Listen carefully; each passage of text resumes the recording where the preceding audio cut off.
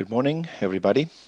My name is Mauricio Mireles. I'm Officer of Policies at the Regional Office of FAO for Latin America and the Caribbean, and I will be chairing this session today. On behalf of FAO, I'd like to welcome you, all of you who are here with us for the launch of digital villages in Latin America and the Caribbean that will be developed within the framework of the FAO initiative called 1,000 Digital Villages that is being sponsored throughout the world. Besides greeting our audience, I'd like to start by greeting those who are going to be presenting during this event, and we'd like to thank them for being willing to share their experiences with us.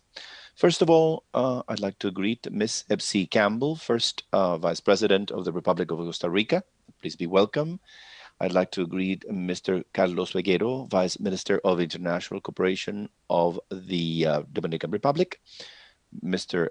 Adolfo Ochagavia Vial, National Director of the Studies and Agricultural Policies, ODEPA, Minister of Agriculture in Chile, Ms. Rita Irene Tunay, she won from Napo Province in Ecuador, and Mr. Alexander Rincon Lopez, Director of Autonomous Regional Cooperation for Sustainable Development of the Chocó Department. Please, may you all be welcome.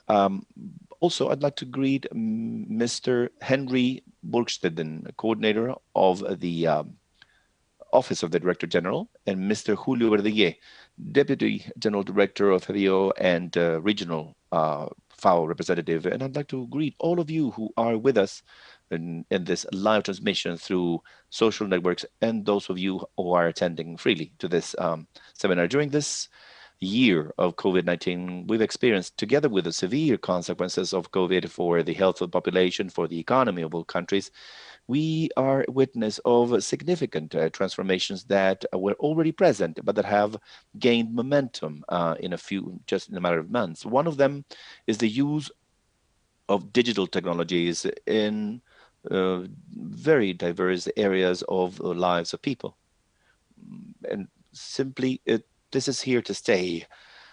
Food systems and rural territories will not be absent from that dynamic. And also in our region, scenery, culture, and traditions, and handicrafts are a major potential and an opportunity for the development of sustainable rural tourism that will provide new jobs, opportunity, and income that will be key for post-COVID reactivation. The digital locations and villages in Latin America, the Caribbean initiative combines these two elements: development of a sustainable rural tourism, but integrating digital innovation. This is the purpose of today's event that we have organized in three segments. In the first segment, there will be a presentation about what this initiative of digital villages in Latin America, the Caribbean, and the 1,000 digital villages as a global initiative. There will be a specific presentation from the Vice President of Costa Rica, who will be with us, and she will share the experiences they've had in their country, specifically in terms of rural tourism and digitization. Then there will be a segment, and we will take a virtual tour showing us how digital technology has been integrated in different examples throughout Latin America and the Caribbean. And finally, in the last segment, we'll have the chance of listening to the statements and vision of distinguished authorities of 4 countries in the region in terms of the opportunities and challenges that rural tourism and digitization offers. First, we'd like to offer the floor to Mr. Julio Verdeguer, who will present the initiative Digital Villages in Latin America and the Caribbean.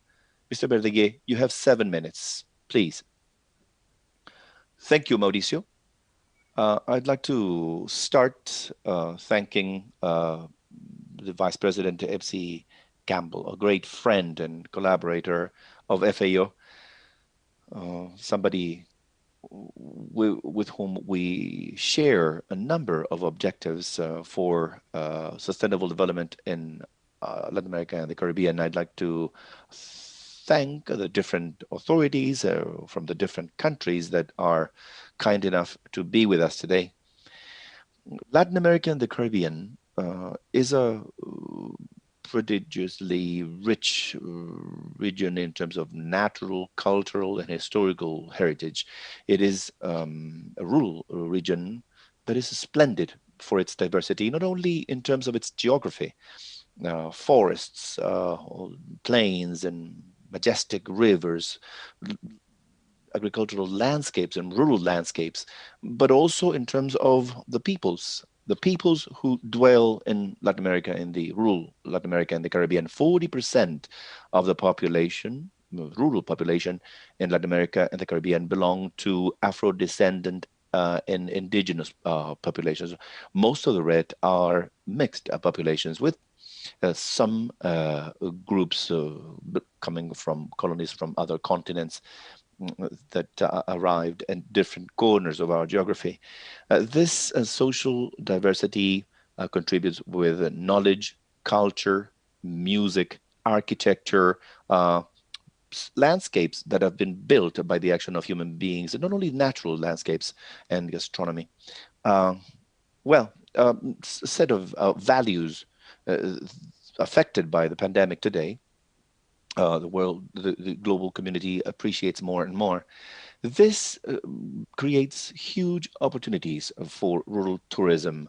What are we talking about? Worldwide, rural tourism, including agrotourism, ecotourism, and wine tourism, accounts for approximately 15% of overall tourism statistics. What do we mean by that? What are we talking about? We're talking about an equivalent to 75% of the annual GDP of Brazil, for example. It's huge, really, in terms of opportunities, income, well-being, jobs, particularly for young population, men and women. In our region, this share of rural tourism as part of the whole tourism um, is a little slightly lower, but in some countries it decisively contributes to their economies. In Costa Rica, for example, and we are going to listen to the vice president, half of tourists that visit this marvelous country develop ecotourism activities. In Ecuador, 30% of all tourists visit that country because they want to know their natural landscapes and rural areas. But what distinguishes the 1,000 Digital Villages initiative in Latin America and the Caribbean is not only the promotion of sustainable development in rural contexts, but it is the enforcement of digital solutions to sustainable development in those regions with a clear potential to expand, to develop the different manifestations of rural tourism. This mix of our historical, cultural, landscape, musical heritage with the development of new technologies, we believe uh, is a significant potential in order to promote tourism, to enable more small and medium-sized businesses and many families to be part of the tourism activity, but also for family farmers, small producers, and growers who live in these areas. Which attract tourism because of the heritage, so that these groups may also offer their food, their way of life. People want to know those and also offer their landscape. That is the purpose. Rendezvous between this activity that strengthens the qualities and virtues of our region with the huge potential. That's the key that digital technologies entail. The culture, landscape, and tradition that are appreciated by urban populations with the modernity represented by digital tools. This initiative is was launched a few months ago by the Director General of FAO in each region, Asia, Africa, with their own peculiarities. We have focused in this region on tourism and the possibilities of tourism connected with the digital world.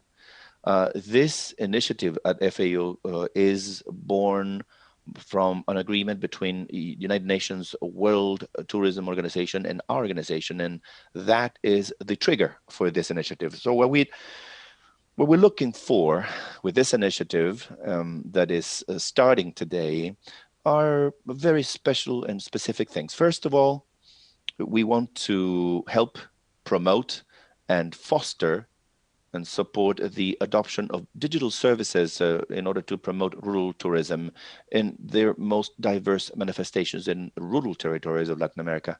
And secondly, we want to help establish a link between these territories and these areas to more dynamic markets in terms of goods and services for touristic activities, but also for farming activities of the widest variety that actually is taking place in the same territories. And finally, we want to identify and support digital services to cater to other needs in the development of rural businesses, for example, all aspects related to logistics, for example.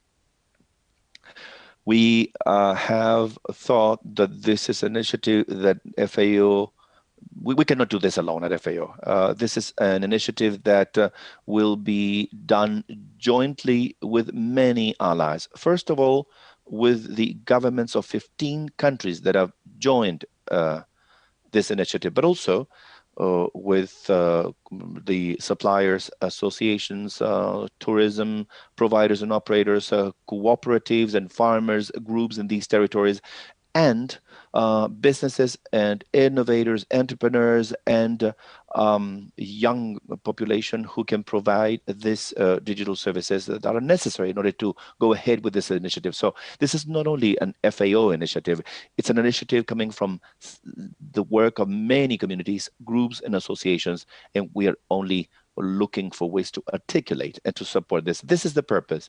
This is what we want to launch today. We're going to do it together with you, taking part in this meeting. We'd like to thank you for being with us in this new adventure, and we hope that this will be fruitful for sustainable development goals in Latin America and the Caribbean. Thank you very much. Thank you, Julio, for that great introduction, for giving us a general context. And now, if you allow me, I'd like to offer the floor to Mr. Henry Burgsteden, who will present the Global Initiative 1000 Digital Villages driven by FAO. You have the floor. I understand you have a presentation as well. Please go ahead. Thank you, Mauricio.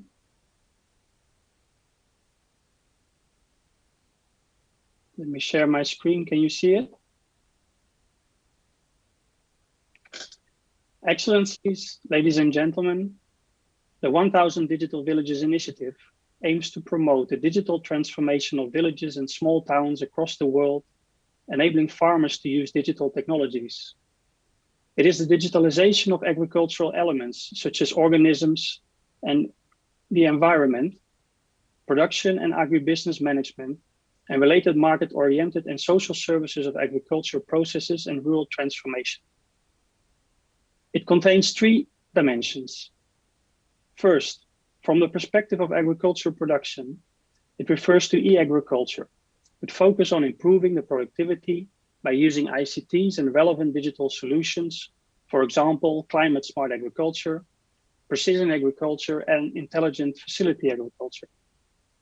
Secondly, from the perspective of the farmers' lives, it refers to digital farmer services, which focus on how to enhance farmer accessibility to different kinds of social and economic services in terms of financial services, social protection, employment, for example, digital finance, fintech, digital-based agriculture insurance schemes, and farm registries.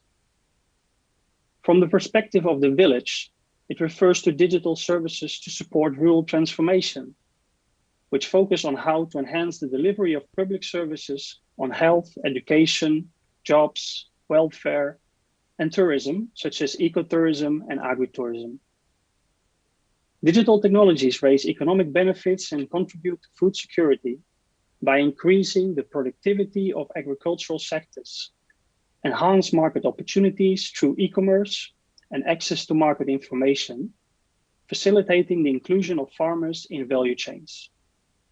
The initiative also has social and cultural benefits through increased communication and information to improve the living standards of rural villages.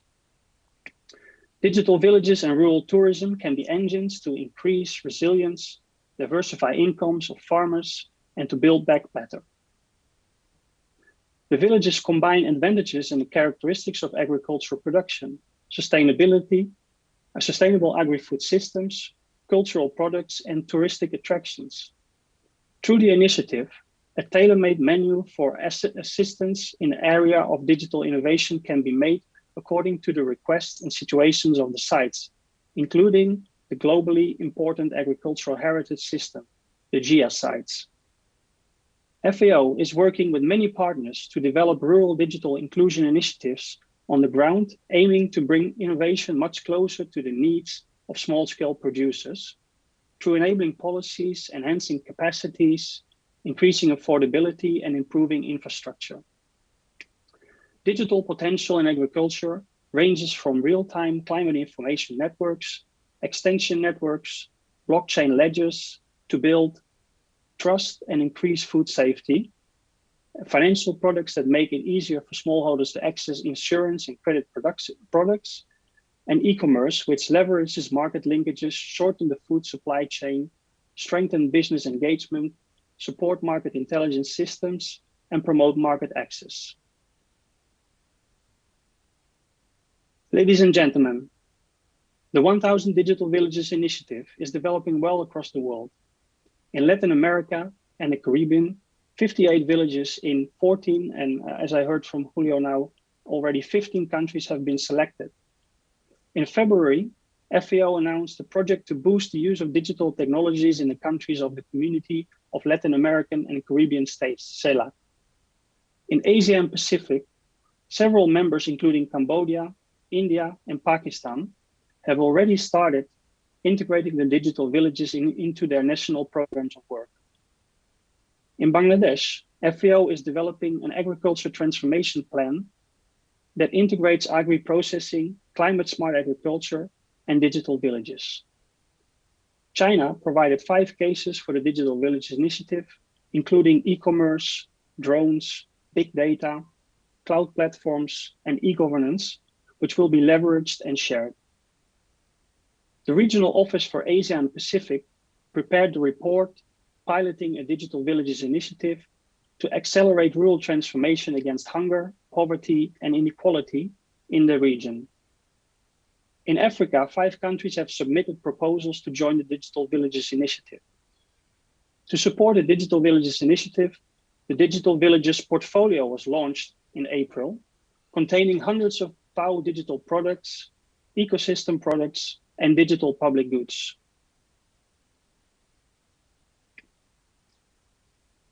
FAO has started work on a cross-cutting data policy to ensure data governance, data integrity, and privacy, as well as intellectual property rights, adhering to international standards and protocols to be applied to all digital initiatives of FAO based on open data policy, the FAIR principles, the principles for digital development, in line with the United Nations Secretary General Digital Cooperation Roadmap and the UN Secretary General's data strategy, as well as the principles in personal data protection and privacy. The Digital Villages initiative and their agricultural production, agri-food systems, and cultural elements will be promoted through our various digital platforms, like the FAO website, the International Platform for Digital Food and Agriculture, the globally important agricultural heritage system, and various FAO social media platforms to make them more accessible, not only to farmers, but also by consumers in the cities. Thank you, and over to you, Mauricio.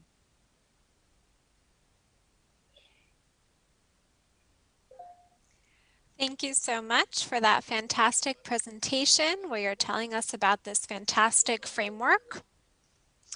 I now have the great pleasure and honor to invite the Honorable Vice President of the Republic of Costa Rica, Epsie Campbell, who will be giving us a fantastic presentation about opportunities for rural tourism and digitalization based on the development strip for the Regional North program.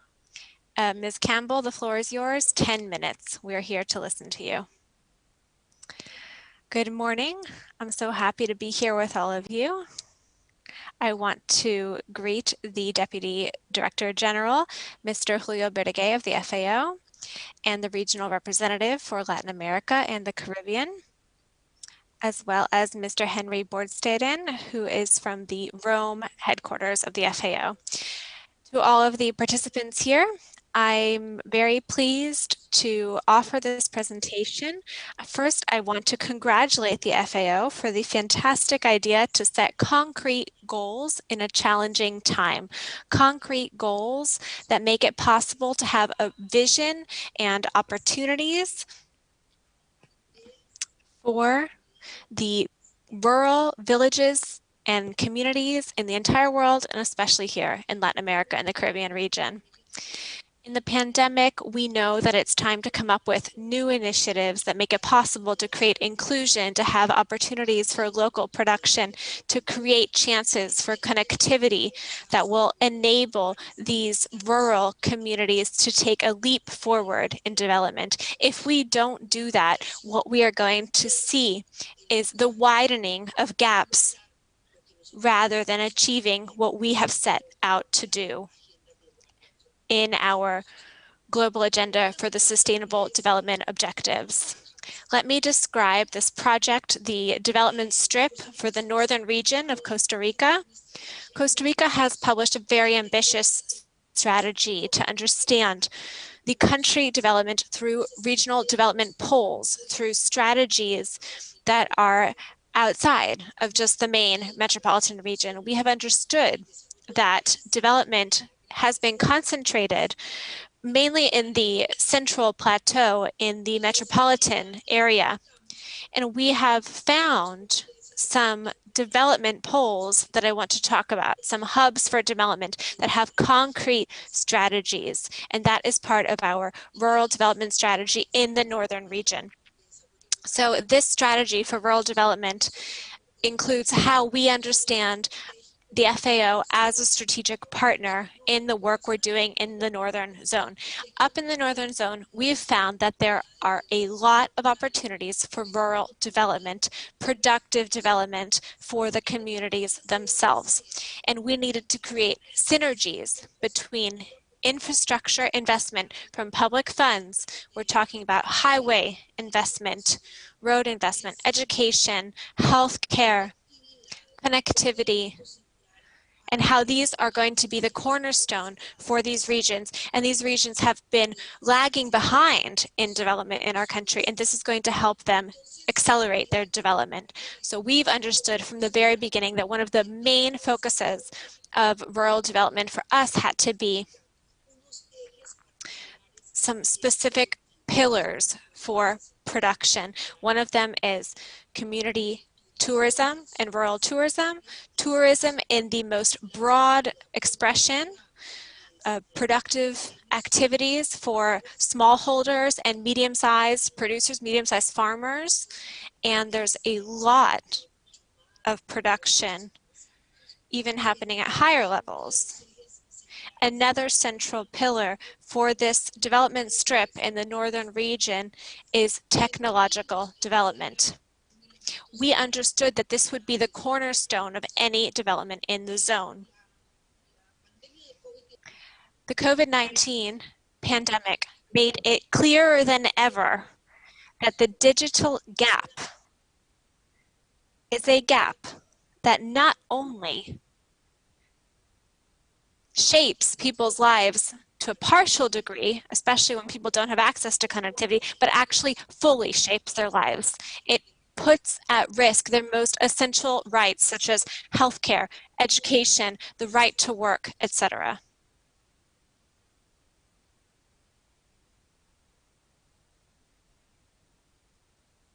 So the program that we have launched involves a strategic partnership between the Ministry of Science and Technology, the Ministry of Agriculture and Livestock, and the support of the FAO in Costa Rica. And the goal is to improve connectivity. We submitted a proposal, and the proposal is something that we've called, as part of the context of this development strip, activating the economy through rural tourism in the orange and green economies. Understanding that once and for all, we have to link up all of the different stakeholders who are generating productivity in the zone. So this tourist initiative also connects all of the national parks that are up there in the northern zone, and is going to allow, among other things, the creation of local markets for consumption, for the tourist sector. It's going to, moreover, make it possible to create reserve zones, Costa Rican reserves, which are very important, but they can be tied to consumption. They can be tied to buying and marketing local products. And it can also democratize the supply of services available if we think about it from the standpoint of services for small and medium-sized companies. For rural tourism, Costa Rica has always been a leader, and the challenge of digitalization is something that Alvaro Quesada and the administration has addressed from a territorial standpoint. We've put together territorial dialogues, and in that northern development strip, one of the main things we've done systematically is focused on digitizing. And the partnership that we have between companies that are offering services like Copalesca, which is one of our cooperatives, and the Ministry of Science and Technology, thinking in terms of agriculture, everything relating to precision agriculture, the purchase and distribution of agriculture and livestock products, the supply in the hands of women, the supply in the hands of communities, other tourism services. All of these have been the central aspects of this reactivation process. And we understand, moreover, that all of the different stakeholders involved in this proposal are working with the Ministry of the Environment and Energy. They used to all work as silos, as islands. Everybody was doing their own work on their own. So we couldn't achieve strategic goals. We couldn't achieve concrete results in terms of coordination with the communities themselves. So we understand that this Digital Villages project, as part of the development strip for the Northern Zone project, includes some targets and some goals that we've already launched. And the government of Costa Rica has demonstrated its commitment through the legislative channel. We have a bill that's very ambitious with investment exceeding $300 million. It's called a digital literacy bill, and the goal of that bill is to just keep following up and lend continuity to a program that is really fantastic, which is a program that is going to get communities connected and families connected. We truly understand that all the efforts that have been made require getting all the actors to join in from the Northern Zone. We're always keeping our eyes on the zone. In fact, we just inaugurated a community center there where we can bring together the National Management for Community Development with the community development committees. We can provide services. We can make it possible for productive organizations to have a space to meet, a space to hold meetings, and to engage in business transactions. And we're also seeing that under this logic of digitizing our communities, we can create co-working spaces for the most far-flung communities. We think that the Northern Development Strip project also is helping us see the northern zone of our project as a development zone in and of itself. Thinking of the long term, we think it's going to be a binational development zone. We're making investment there in Watuso, in the district, in Los Chiles, in San Carlos, and Umpala, and in La Cruz, in Sarapiquí. These are all of the border districts. And I just want to underscore this. And with this, I will wrap up. If we want to digitize our rural communities, if we want to develop tourism at a community level and green tourism and sustainable tourism,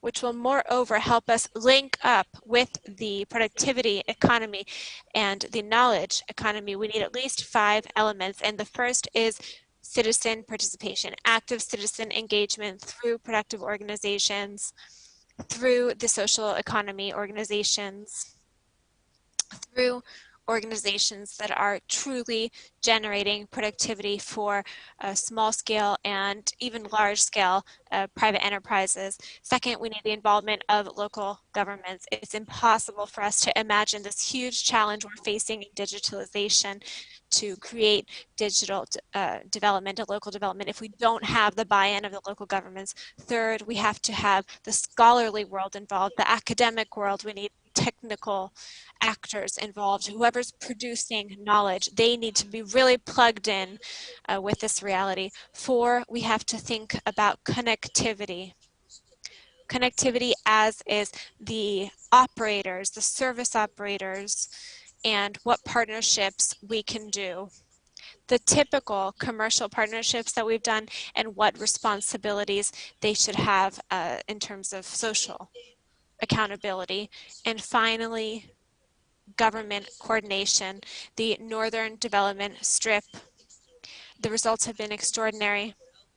And one of the central aspects is the Costa Rican Tourism Institute, which has made it possible to get eyes back on the region, an area that hasn't always been so important. So keeping in mind these strategies, keeping in mind this stronger investment, keeping in mind sustainable development and environmental development and creativity, we've already started to see the results coming in. We've already started to see the results of this strategic development for the Northern Zone. We are making available this experience to all of you. We are making available this leadership experience and everything that we've learned from rural tourism and development, and we are making available the digitalization strategy that we have fostered. We're profoundly thankful, deeply, deeply grateful for the strategic partnership with the FAO in order to continue with so many of these activities that we are doing in the Northern area. Thank you so much. Thank you so much, truly. Thank you to the Honorable Vice President of the Republic of Costa Rica for her very enlightening presentation, which certainly wakes within all of us a great desire to visit the northern area of her country. It's fantastic, it's wonderful. We're so excited to hear from Dr. Kemba. So we now invite you to the second block. We're going to take a virtual trip through some rural tourism experiences that have already involved digitalization in their work. And we're going to be watching 4 fantastic videos made by the first and second level producers. And we're going to welcome Costa Rica first in continuity with what we just heard from the Vice President. And we're going to hear about a rural tourism experience in the indigenous area of Malacu. And then we will hear about Watusa in the province. So let's watch the video. Kolonga mito kamarama niko onguti napkorkoroi. Nakita marakimarama ninga tuinapkoroye nito hurimarama tia tituiti orokihoi. To naok tenge Alfredo nakita marakimarama echenge mi kuamarama naunge pai na tonghuri makamarama niko onguti tuinapuka. Costa Rica posee una riqueza biológica y cultural que permite el encuentro de gran biodiversidad de especies y manifestaciones culturales, y se destaca por sus esfuerzos de conservación y protección del medio ambiente. Este emprendimiento inicia con una idea acorde a nuestra enseñanza que nos dieron nuestros ancestros, para que el turista conozca nuestra costumbre, porque aquí está lo espeso de mi cultura. En las últimas décadas, el turismo ha sido un motor de la economía, ofreciendo oportunidades en las comunidades rurales, como es el caso de don Alfredo, dueño del Centro Ecocultural Toinafueja, en la zona norte de Costa Rica. Si yo no tengo yuca, yo le compro a otra persona. Si yo no tengo pejibaye, se lo compramos a otra persona. La artesanía y todo lo que se vende aquí es producto de aquí mismo y es hecho por los indígenas. Son beneficiados más de 30 familias. Desde hace unos años, gracias a la ayuda de sus hijos, don Alfredo se posicionó en redes sociales, Facebook, WhatsApp, como una forma de promocionar su negocio. Se creó una página de Facebook con algunas de las fotos de acá, del lugar, algunos de los animales que tenemos por acá, también las actividades que hacemos. Nos gustaría más como capacitarnos, como que hubieran capacitaciones que nos ayudaran a saber sobre páginas web, sobre cómo utilizar las redes. La pandemia del COVID-19 ha mermado el emprendimiento de don Alfredo, como a todos los negocios turísticos del país. El turismo rural intenta migrar a plataformas digitales para comercializar y potenciar sus oportunidades. Sin embargo, es necesario eliminar la brecha digital. Nuestro CESI, Centro Comunitario Inteligente, número 36, se ha enfocado mucho en el desarrollo de las destrezas digitales. La gente ha buscado cómo capacitarse. Hemos dado inglés para el turismo, y ese inglés para el turismo lo recibieron unas mujeres de la comunidad de Río Celeste. Hace poco se graduó un grupo por profesores del MISIT en marketing digital. Tomamos la decisión de que Copelesca brindara los servicios de infocomunicaciones, especialmente Internet, con el fin en aquel momento de disminuir la brecha digital, donde llevamos Internet a más de 3.500 familias dedicadas a la agricultura. Les transformó lógicamente la vida. El gobierno de Costa Rica ha priorizado la franja de desarrollo de la zona norte con el fin de atender a las poblaciones en condición de vulnerabilidad. Hoy la conectividad está relacionada con las posibilidades de hacer comercio de los pequeños productores locales. Está directamente relacionada con la capacidad de educación. Es una manera de promocionar el turismo de la zona, y tanto el gobierno, la empresa privada, las organizaciones productivas como la comunidad demandan mejor productividad para su desarrollo.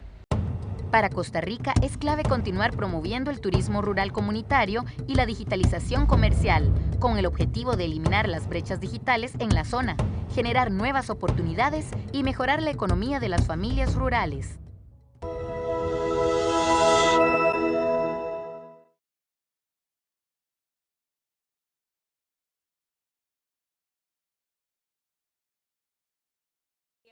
Costa Rica.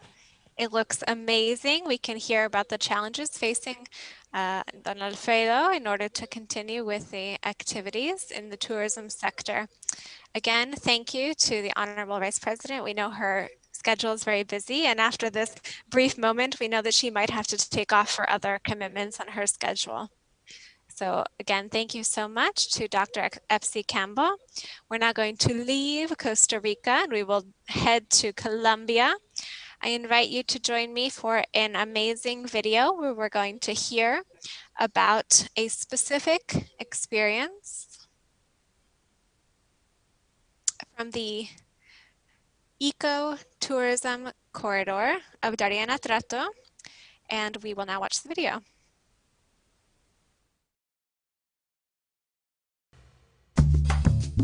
Colombia es un país con una gran riqueza natural y cultural, en el que varias comunidades rurales han encontrado un nuevo medio de vida que ha permitido aumentar sus ingresos y la generación de empleo: el turismo.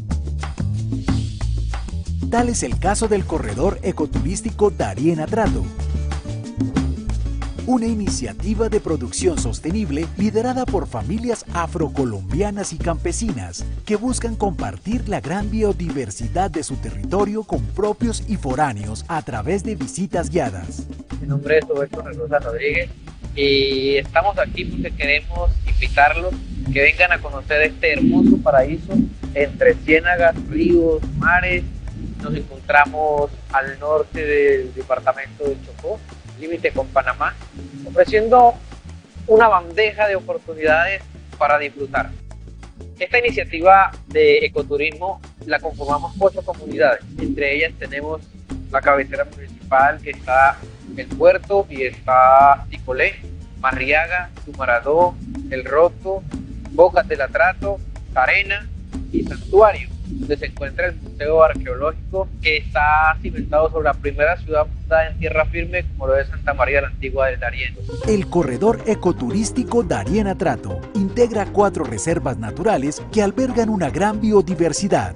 El Parque Nacional Natural Los Catíos, declarado por la UNESCO como Patrimonio Natural de la Humanidad. El Parque Arqueológico e Histórico Santa María de la Antigua del Darién. El Distrito Regional de Manejo Integrado Lago Azul Los Manatíes y los manglares de Bocas del Atrato.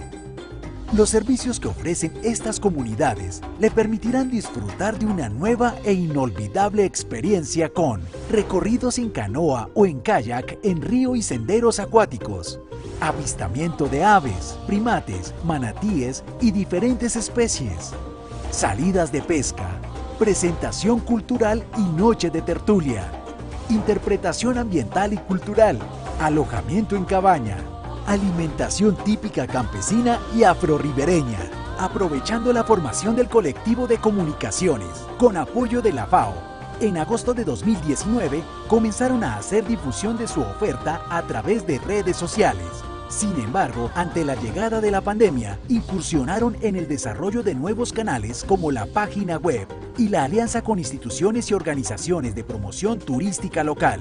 Hoy, gracias al uso de las plataformas digitales, han incrementado sus ingresos en un 25% aproximadamente. Encuentren su página web y cuentas en Facebook e Instagram como Ecoturismo Darién Atrato. Quiero invitarlos a que vengan a conocer y a darse el gusto de mirar algo diferente y probar lo que es estar en un territorio donde usted consigue selva, consigue lagos, consigue ríos, consigue playa, consigue aves, consigue cualquier cantidad de cosas hermosas para conocer y para disfrutar.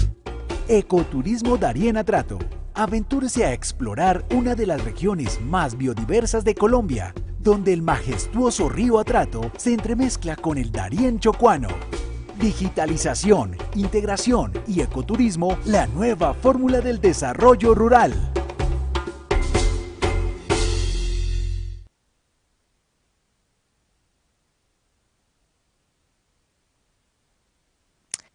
Wow, what can I say? Things are getting better and better on this virtual trip we're taking. Thank you so much to Colombia and their people and the proud Afro-Colombian groups that have given us a small sample of the magnificent wealth of the Chocó region, of their music and their culture and their ecotourism beauty, which is so worthwhile to get to know. Undoubtedly a magnificent region. We will now head over to the Dominican Republic. We're going to walk down the cacao path, the cacao trail in the Dominican Republic. We'll go ahead with the video.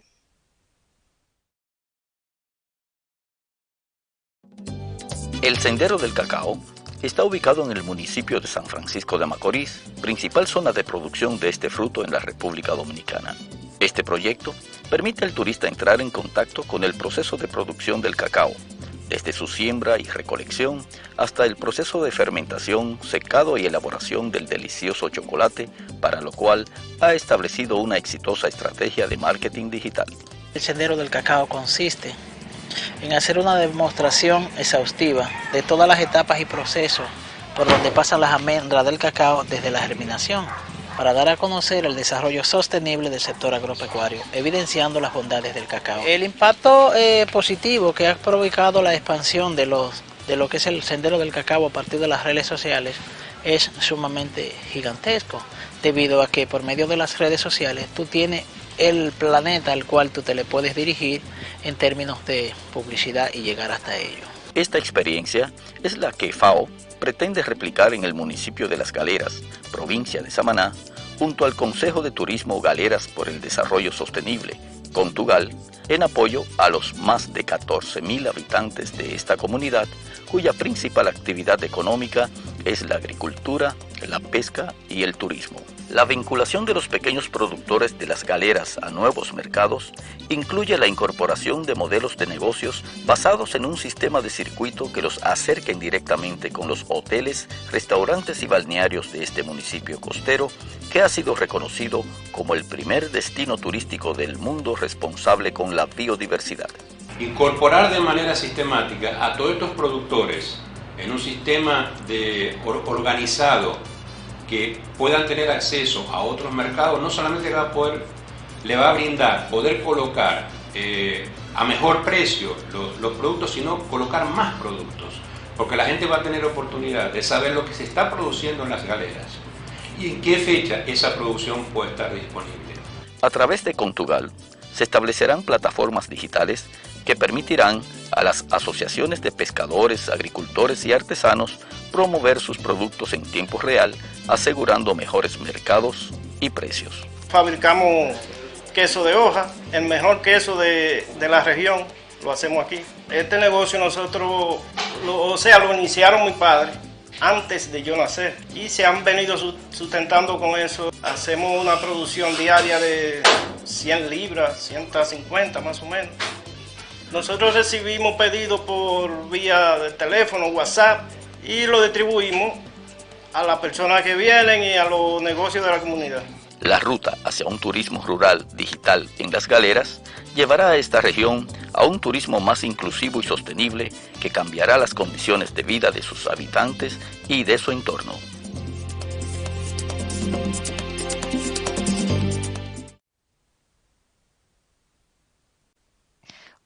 Wow, I don't know what you guys think about that, but when I hear that amazing merengue music, I feel like I'm sitting in a tropical paradise, and with that cheese, it just looks incredible, really fantastic. So thank you to the people who made this video from the Dominican Republic. Now, our final portion of this virtual trip, we're going to welcome Ecuador, who's going to share their ecotourism and cacao experience from the Napo province. Let's watch that video.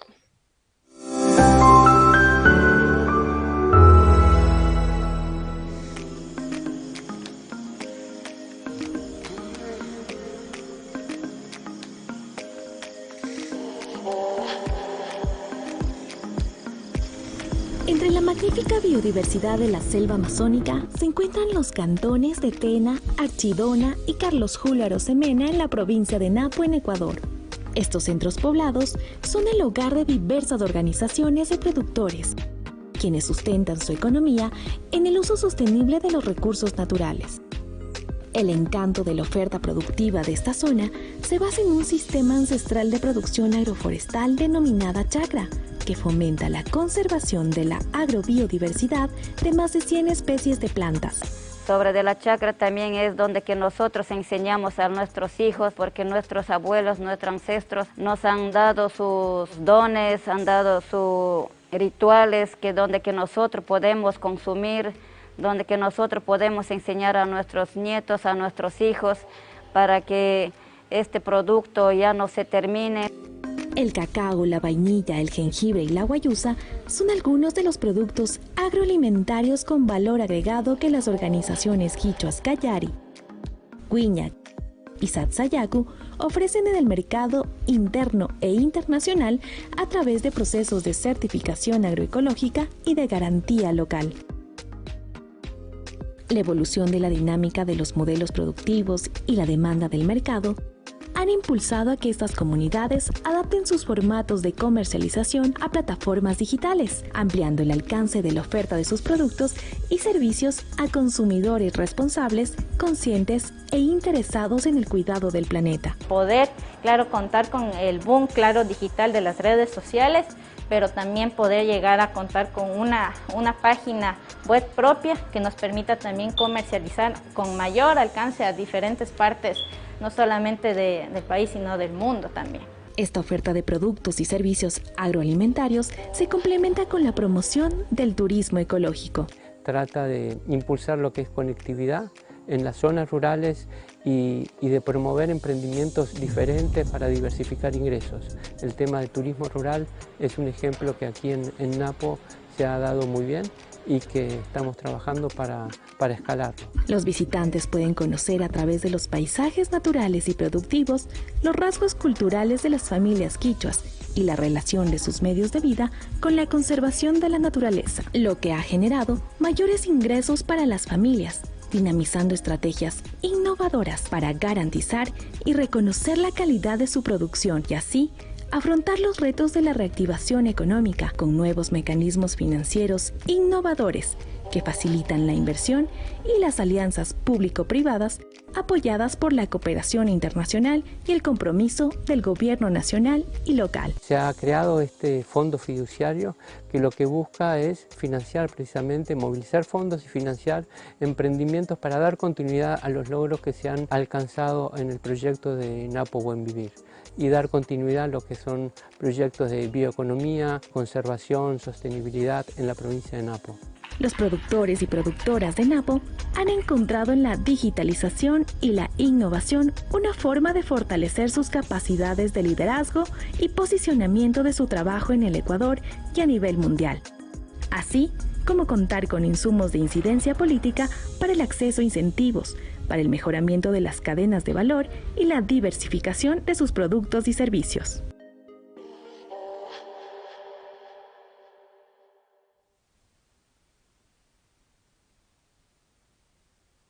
Okay, of course, Ecuador, it's a magical land, and what an honor to be able to learn more about the Quechua people and the Chagras, and to see how they can supplement the ancestors' knowledge with rural farming practices and digitization. We'd like to thank all the people who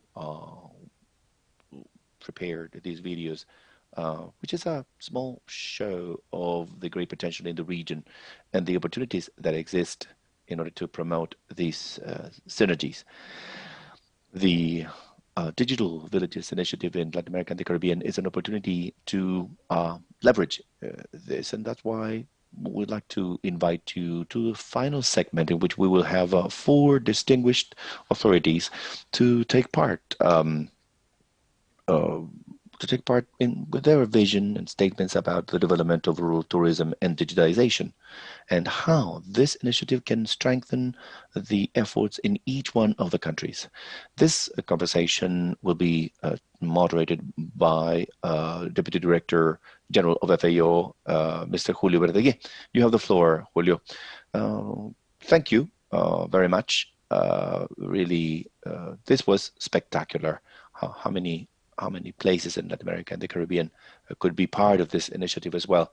And now we'll have 4 distinguished stakeholders in these types of programs and projects, so they can tell us what can be done, but also what are the difficulties and the needs, what's required for this to be a reality in general in so many places in our region. So we'll have a brief presentation, 7 minutes each. First, Mr. Arnold Alexander Rincon Lopez, Director of the Regional Autonomous Corporation for Sustainable Development of the Chocó Department in Colombia, Mr. Carlos Peguero, International Cooperation Vice Minister in the Ministry of Tourism of Dominican Republic, Mrs. Rita Irene Tunay Chihuanyo from the Prefecture of Napo from Ecuador, and Mr. Adolfo Ochaga Vial,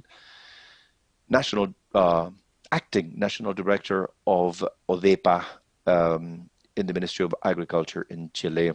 Each one of them 7 minutes, presenting the experience of their country. So we'll start with Mr. Arnold Alexander Rincon Lopez with the experience in Chocó, Colombia. Okay, good morning and good afternoon depending on where you are connected. It is a pleasure for my corporation and for myself to be part of this event, Digital Villages. I'd like to greet Mauricio, yourself, Julio, Mr. Henry. Unfortunately, the vice president had to leave the meeting, but I'd like to greet her because I'm an admirer of her work, as well as Carlos Peredo and Adolfo, who are the rest of the panelists. I have a presentation about the DRMI, which is the experience that we have developed together with FAO, the Choco ecotourism corridor. Let's start to see the presentation, please.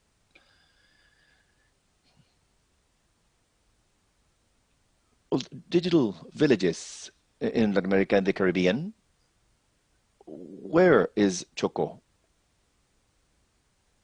For you to have an idea, Choco is the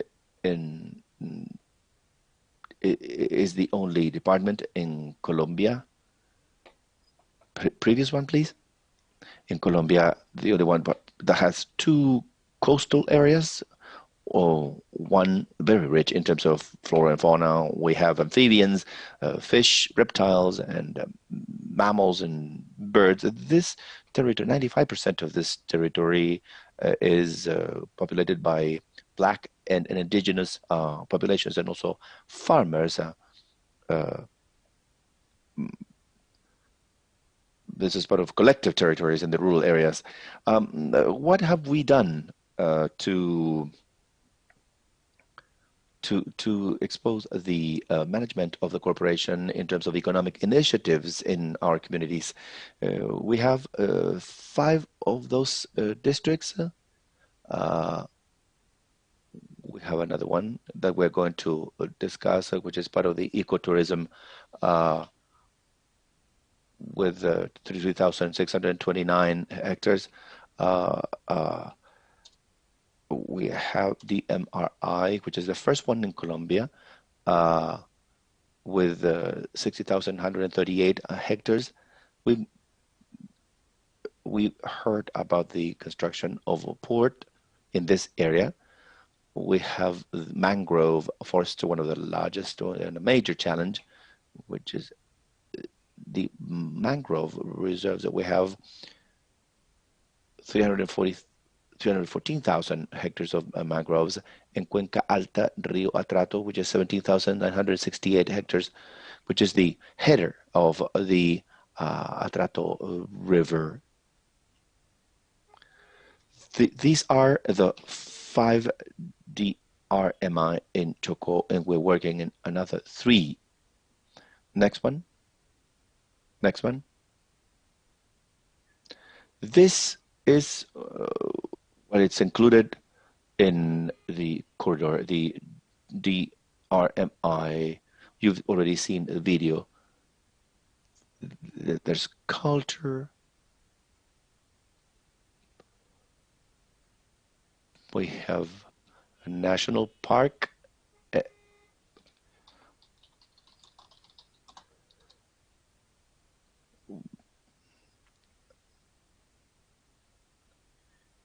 The 34,000 hectares, and is a swamp land. It also includes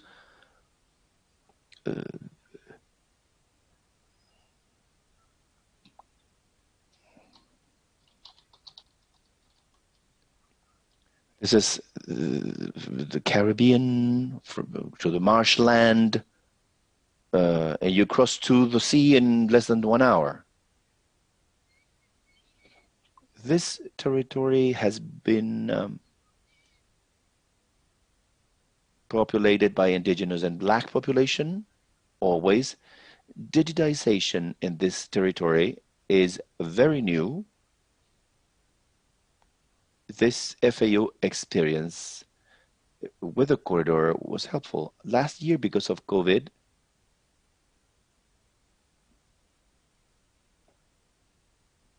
green businesses were developed.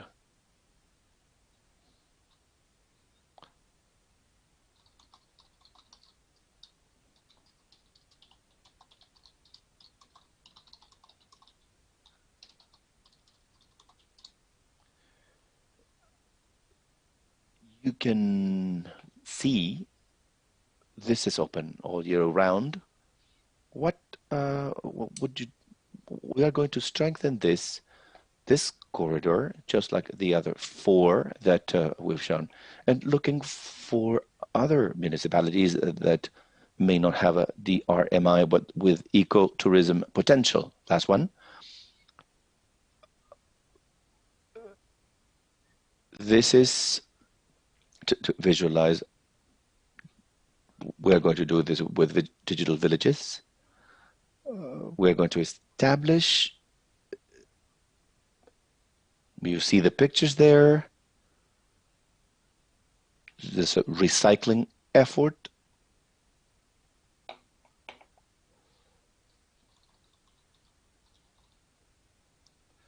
And we're going to strengthen the DRMI and the management plan, and we're going to build with the community council a ecotourism corridor. So the main idea we have, this is the DRMI, and to use this in the 5 DRMIs, and because these are areas that have strength in ecotourism.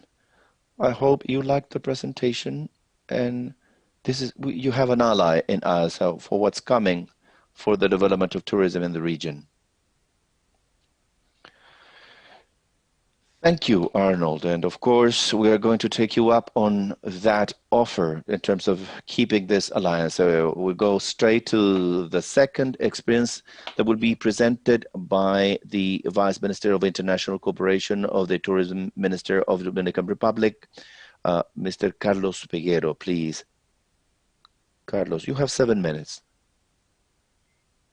Okay, would like to greet Vice President Tetsi Campbell of Costa Rica, Henry, and Mr. Julio Verdigue, Deputy Director General of FAO. For the Tourism Minister, it's an honor to be part of this launch of the 1,000 Digital Villages project in Latin America and the Caribbean. It's an effort by FAO in order to support countries in the promotion and driving rural tourism as a strategy to generate income, jobs, and non-agricultural jobs. The Dominican Republic is recognized as one tourism destination with the highest appeal. In 2019, our country received income equivalent to 8.4% of its internal GDPs. So income due to tourism account for 36.4% of exports of goods and services. When closing in 2019, close to 6 million and a half tourists visit the country. That's to say 17% of all visitors to insular the Caribbean.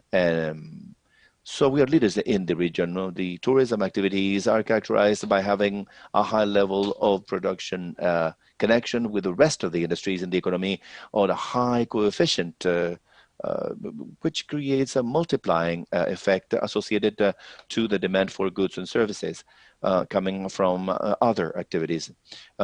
This sector requires 39.8% of intermediate inputs for each unit value of production, mainly in terms of agro industry goods. Because of the impact of COVID-19 in 2020, the tourism sector had a significant decrease, being one of the most widely affected by a pandemic, a decrease that has had a huge impact on the entire economy, especially in the agro-livestock economy.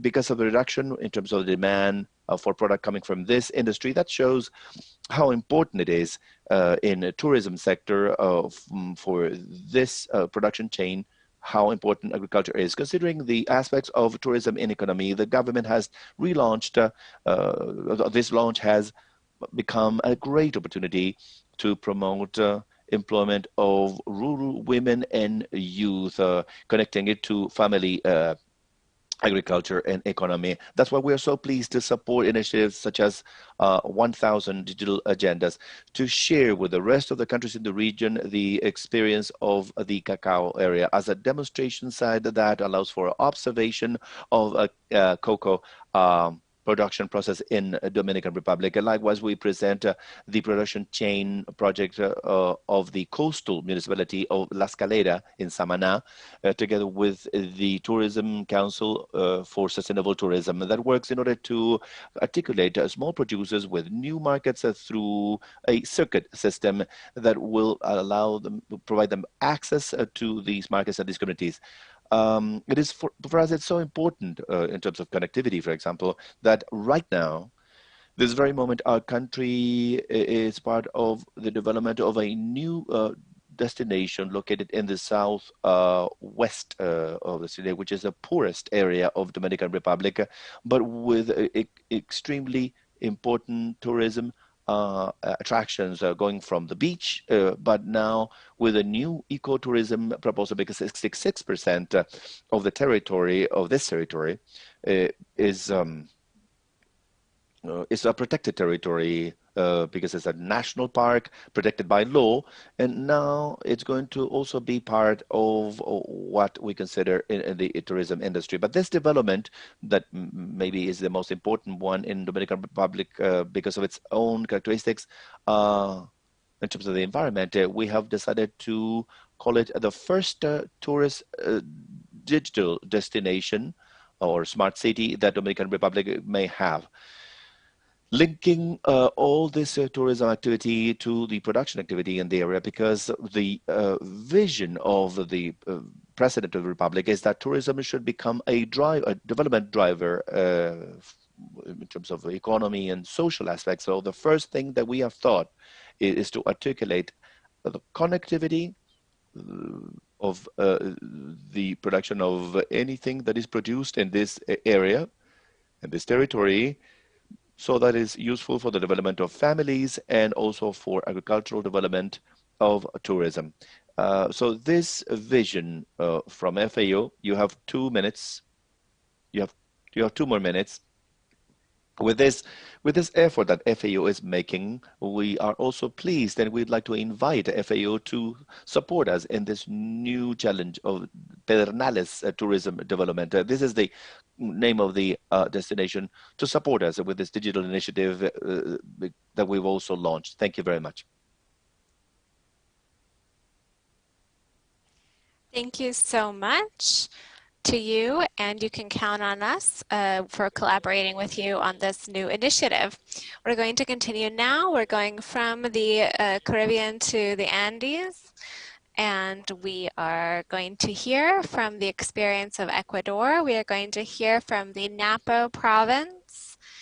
We are going to hear remarks from Ms. Rita Irene Tunay, who's the prefect of the province of Napo. So Ms. Tunay, you have 7 minutes. Welcome, the floor is yours, and thank you for being here.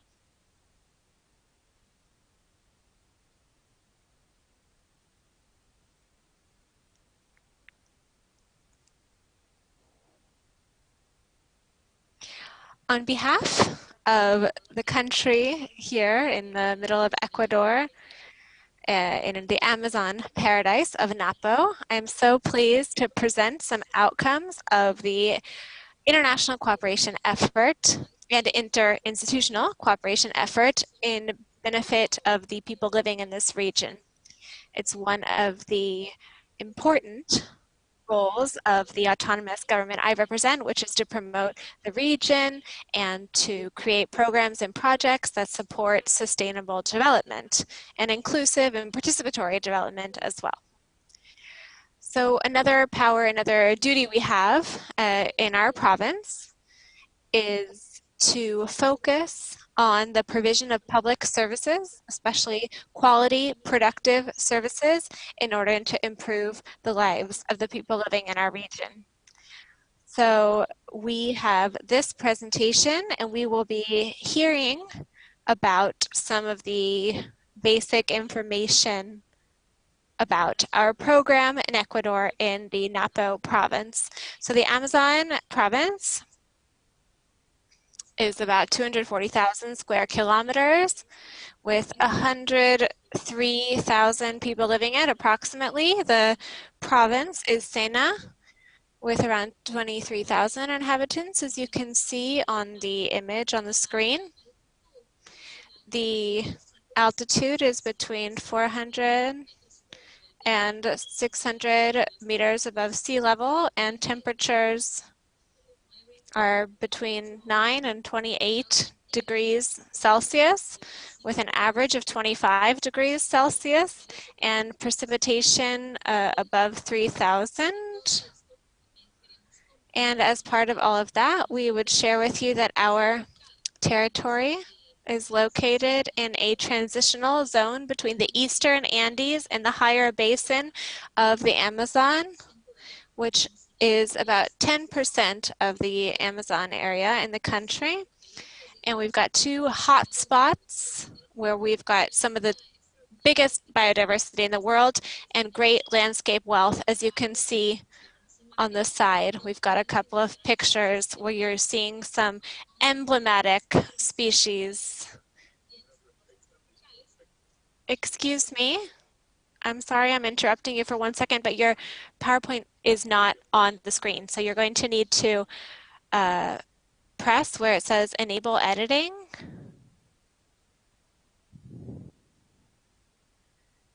There's the bar on top, a yellow bar for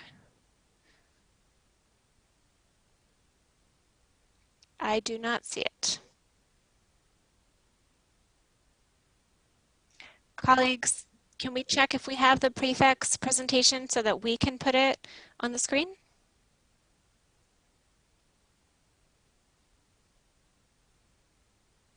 Mauricio, do we have her presentation ourselves to put up on the screen?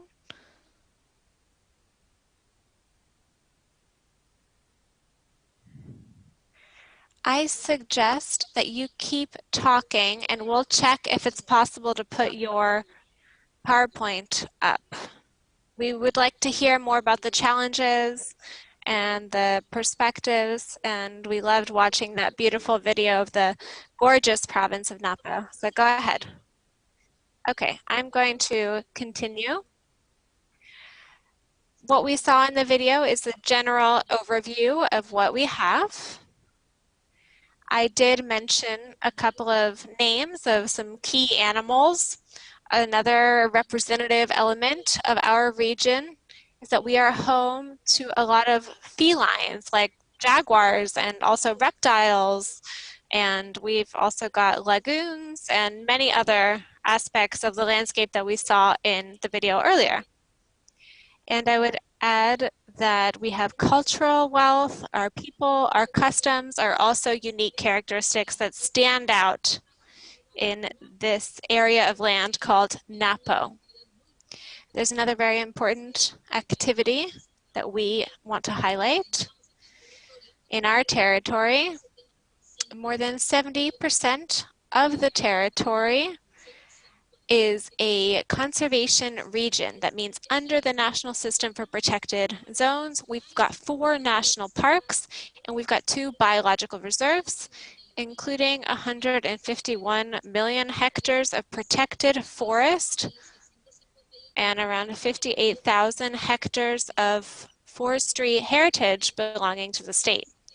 And Napo is 62.5% of the biodiversity reserve recognized by UNESCO, and we've been doing a lot of work there. On top of that, we've got a great wealth of biodiversity, and it's interlinked harmoniously with the people from the Quechua, Kiowa, and Leguanese nationalities. We have shaped a very unique biodiversity landscape, and we've got indigenous people who do homemaking and fishing and other activities and crop growing, and they're producing organic activities under the Chaka system. So this is another very important thing for us. On top of that, we have organizations that are the cornerstone of province development, and they have received training and they've received access to new information and communication technologies so that through a digital platform, we can start to market our tourism packages and a wide array of agroecological products that we have available in the Napo province under the province brand called Napo Marca. So Napo Marca includes quite a few things. It's sort of like an umbrella for our agro-industrial products, and that includes rural tourism, community tourism. And one of the slides that I wanted to show, we can see here on this platform,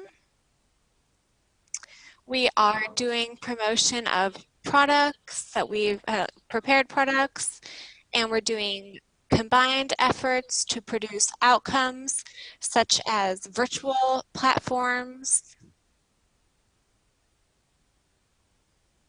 to advertise our nature.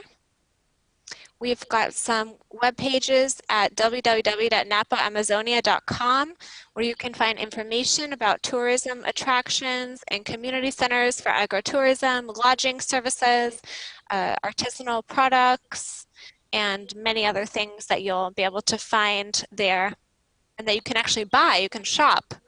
At the end of 2020, we developed with the FAO, and I want to be very grateful to the FAO, we were able to develop a virtual sale platform because coronavirus has pushed us into a situation where we've had to adopt e-commerce options.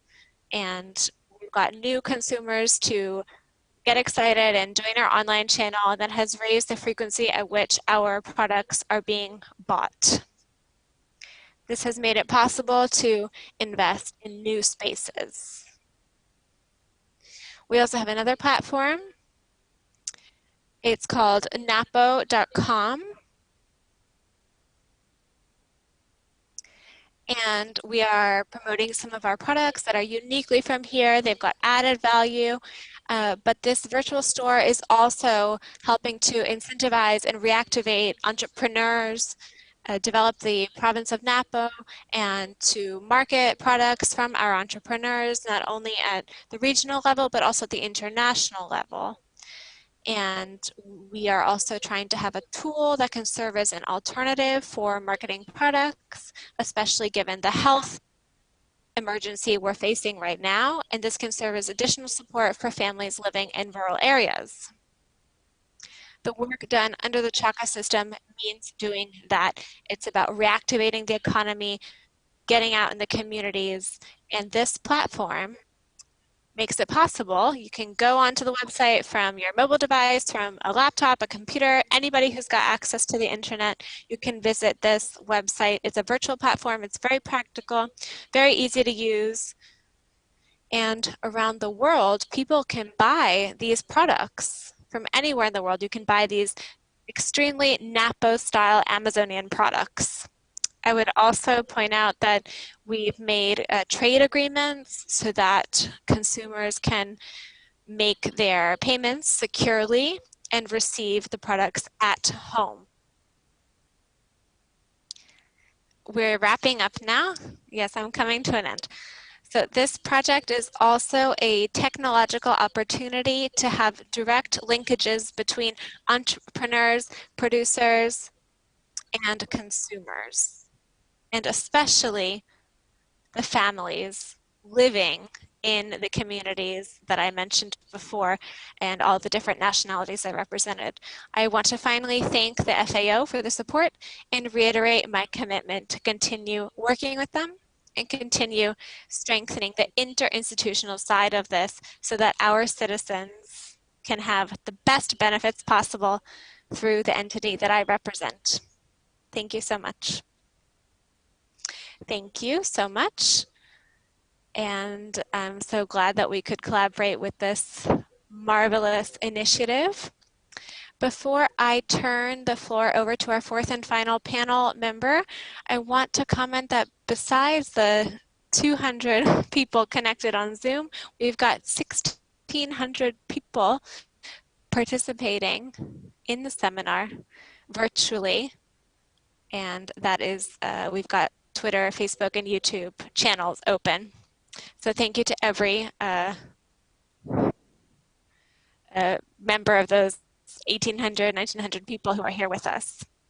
So we will now continue with our final presentation from Mr. Adolfo Villarreal, who's the National Acting Director of ODEPA.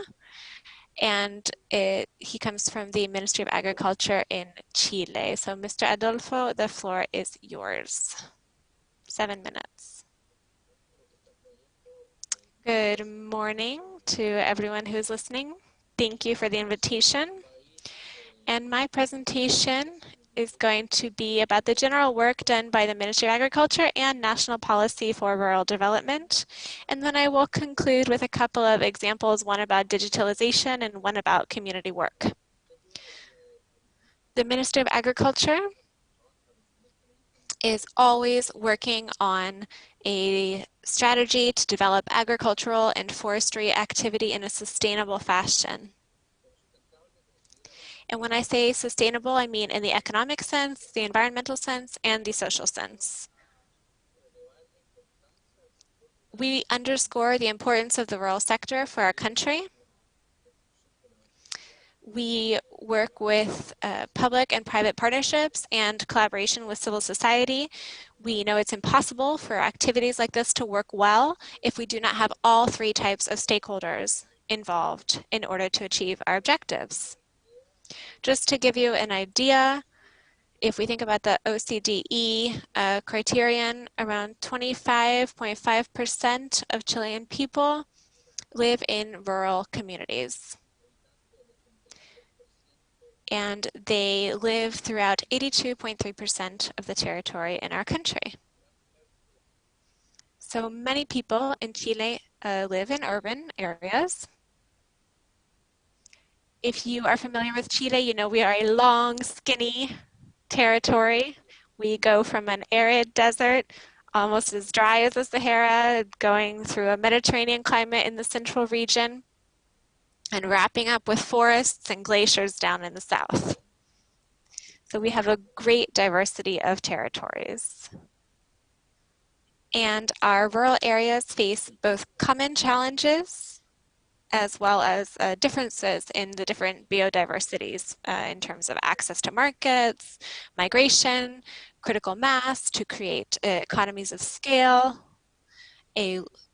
less access to supply of goods and services, the need for greater value placed on natural and cultural heritage, among other challenges.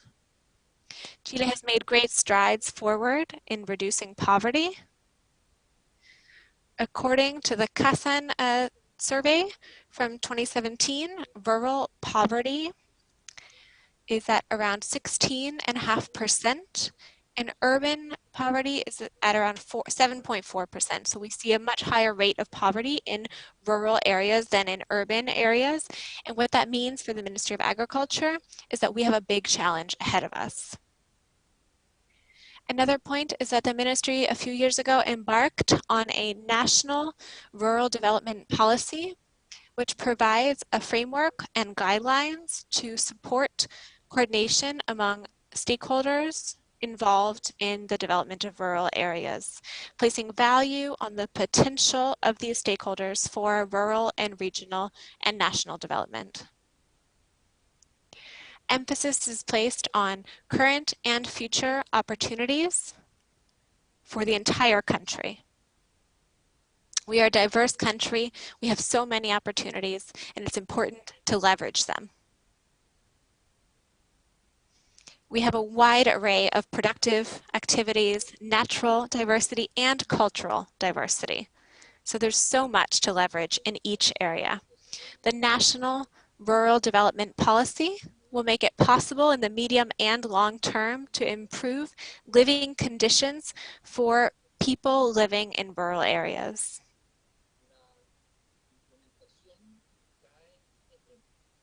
Implementation falls to the Interministerial Commission for Cities, Housing, and Territory, which was founded in 2015. And some of these activities do not belong to just a single group of people or a single ministry. We've got housing involved, we've got the Ministry of the Interior involved, we've got economy and development and tourism and social development, and the Public Works Ministry, Communications Ministry, National Assets Ministry. So it's a countrywide effort. We've got the Executive Secretariat, which is ODEPA, where we fall under the auspices of the Ministry of Agriculture. We provide technical and administrative support for implementing this effort. So the Technical Secretariat has created a National Council for Rural Development to track and follow up and ensure that these efforts are mainstreamed and that the National Rural Development Policy gets continuity. We're also there to measure progress. So we've created a set of indicators in order to measure the quality of rural lives and gaps. The regional governments have been called to integrate within their regional development strategies the National Rural Development Policy, and the municipalities are charged with integrating this at the district-wide level. In terms of implementation, it's been really essential to think about the collaboration and coordinating work that has been done with the ministry, both internally and externally, looking toward other ministries and other public agencies. Just to give you an example, I would talk about when we're trying to reduce the digital gap and we're trying to think about access to internet, around 65% has access, but this falls to 16% in rural areas, and the telecommunications industry is working on a strategy to close this digital gap. We've got some big projects here, like the 5G project to support 5G usage, the national fiber optic. We've got 10,000 kilometers of cable infrastructure affecting lots of rural districts. We've got the Wi-Fi project. We've got 1,200 additional Wi-Fi zones. In addition to the 1,200 approximately that were already implemented by the Undersecretariat for Telecommunications. And this is for about 100 mixed and rural communities. We're trying to also link up end users with national fiber optic networks and cell phones, smartphones. We've got about 1 subscription per inhabitant in that sense, so there's so many possibilities ahead of us. I would also mention another project that we are working on with the FAO, which is designed to develop sustainable usage of biodiversity in the territories. And we are trying to develop and implement the market strategy for those territories and include criteria for plans and programs at the regional level. We have a northern higher Andean macro zone and the Pehuenche in the southern macro zone. These are important efforts, and we are working at ODEPA with the CEREMI, with the representatives of the Ministry of Agriculture in each region, and we're also working with a financing service from the Ministry of Agriculture. We're working with a GEF fund, and we're working with the FAO, the implementing body. Thank you so much. Thank you, Adolfo, and thank you to our 4 panelists who have spoken with us about their experiences. It's nearly impossible to reduce this down to just a few brief ideas, and I also think it would be unfair because I think what's so fantastic about this initiative is that there's such a diversity of things to do rather than a common denominator. But there are certain things that I heard several times, and I'd like to share first. It is perfectly possible to introduce digitization to rural activities, and through those to foster ecotourism, agrotourism, and production activities that are connected with that. Second, there's always a combination of connectivity, many huge challenge in terms of connectivity Adolfo just said it, 70% of rural households do not have internet connection in Latin America and the Caribbean. So, and also the Vice President said that we have a major connectivity challenge. Second ingredient, social engagement. This is not a technology problem. This is mostly a social initiative and a social mechanism. And finally, coordination. Each one of these experiences, well, there are several stakeholders that must articulate their work. Third idea, a very strong supplementarity between sustainable tourism and traditional agro and forestry activities. They supplement each other and they strengthen each other. There is competition, and that means to support territorial economies, as the Vice President Campbell mentioned also too. Something that I saw in the videos, a lot of young people, many young women, men and women who are young and who are working in these activities. That's key, especially right now when it's so important to create jobs to recover from the pandemic. With that, dear friends, we're coming to a close of our virtual seminar. Thank you very much. We had thousands and hundreds of participants. I believe that reflects how much interest exists. This is just the beginning. We have a lot to do. It's an initiative and a program that we hope will be here to stay. And for sure, we will be meeting again with all of you. Thank you very much. Mauricio, the floor is yours.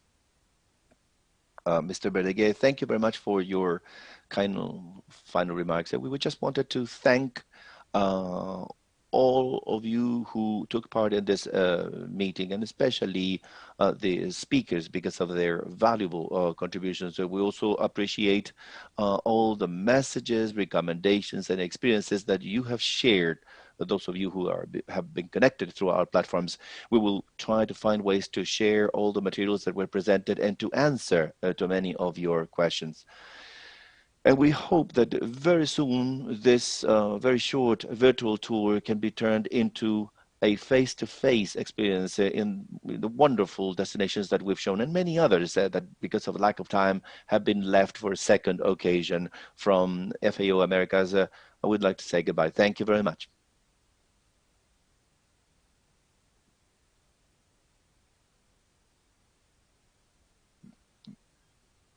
Goodbye, everybody. Goodbye, everybody. Thank you very much.